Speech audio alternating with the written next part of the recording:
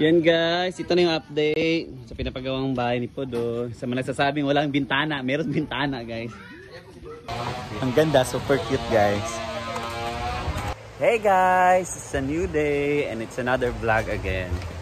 So for today's video, puntahan namin yung update sa pinarenovate na bahay ni Podoy at saka ano daw, sisimulan na daw yung renovation din sa bahay ni Diday, na kapatid ni Podoy na pinsan din ni Brenda. So silang dalawa yung pinarenovate na bahay ni Brenda. So puntahan natin. Yan, kasama ko si Britney at saka si Brenda. So pupunta ka namin doon. Diba? So see you later. At saka exercise na rin ito. Malilayo kasi mga nasa mga 200 meters yung distance from here, from Inaguan to bahay nila Diday at saka ni Podoy. Yan, with Britney and Brenda. Ayan, nagkaroon sila ng mga patay-atay. Pinagtan nila yung tanim doon sa kanila.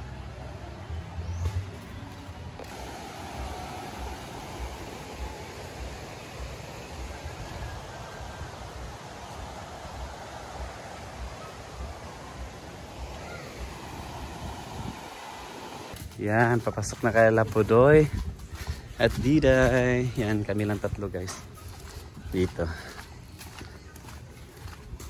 Marami na rin bahay-bahay dito. May malalaking bahay din dito.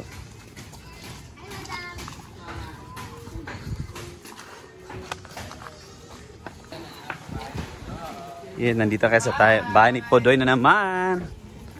Tingnan natin yung improvement. Yan. Hawa na lang pala. Hi! Ano ito? Bulansan? Ito ka bulansan? Hala! Ayos na. Tapos na dito. Wow. Nandito na sila sa may kusina. Ayan, pinsan ko si Dodong. Si Toto ay nagkuha lansan sa Claire. Kaya wala yung lansan. Ito na asawa ni Diday. Speaking of Diday, puntahan natin nila.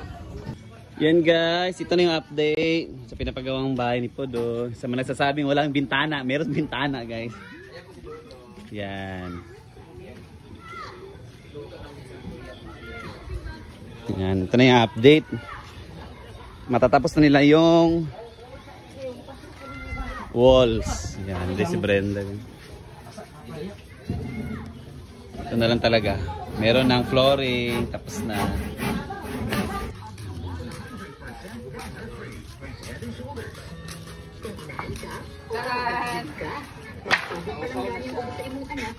Sundo pala ngayon guys. Ano pink di ay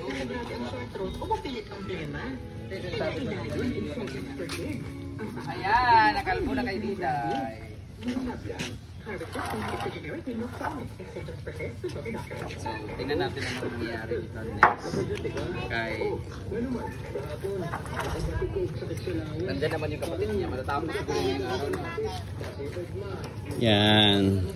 Simulan na rin guys yung paparenovate ng kapatid ni Podo, yung pinsan din ni Brenda, yung isang pinsan ni Brenda. Ito na naman yun. So, abangan na natin ang next. So, abangan natin.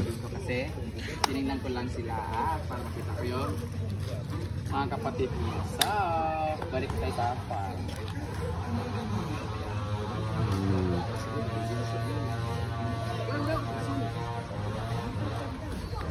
Kanya pala na pa niya Podoy, lili eh. Saan pag YouTube ani karon? Hindi ko na ko sa ano. Yan na. So yan na. Yan, simulan na ni Brenda yung pagpapa-renovate ng isa pa niyang kasin. Ito. Same ra diapon ni metal cladding. Metal na diapon. Mo ba si so pares lagi churas balay ni Podo.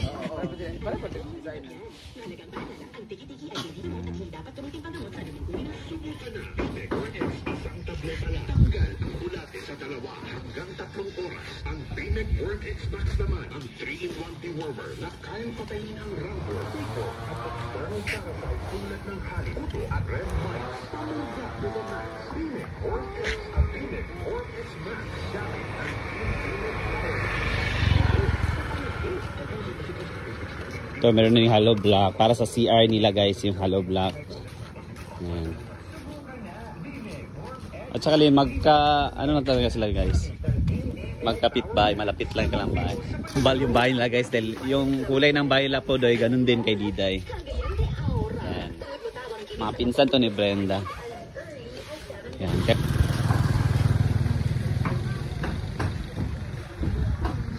Kahit kito ikuan ng Brit, ang nabubu Brit.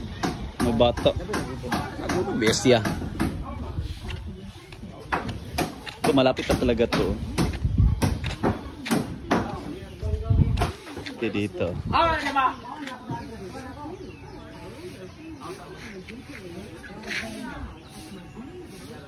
Hopefully by today daw matatapos na to kanila po doy.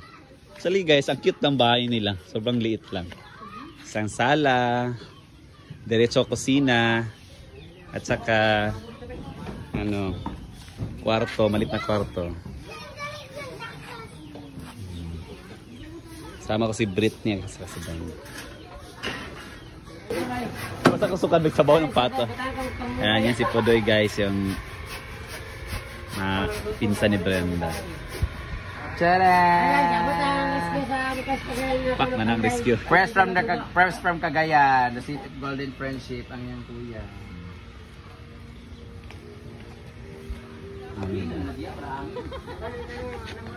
So yan na guys, yung bahay ni Podoy, malapit-lapit na matapos. Parang today matatapos na din.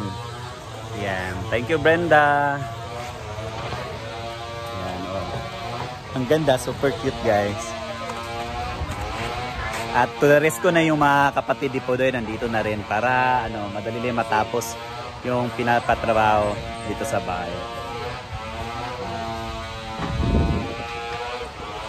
Yan guys.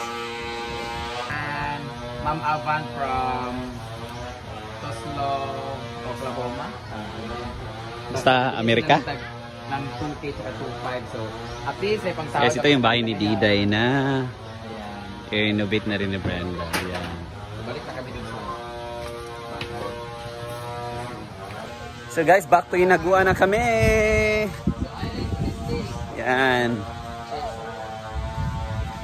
Update na lang tayo next time guys. Babalik na naman kami tomorrow na naman para malaman natin yung update sa pinarenovate na bahay ni Podoy. So yan muna guys for today's video.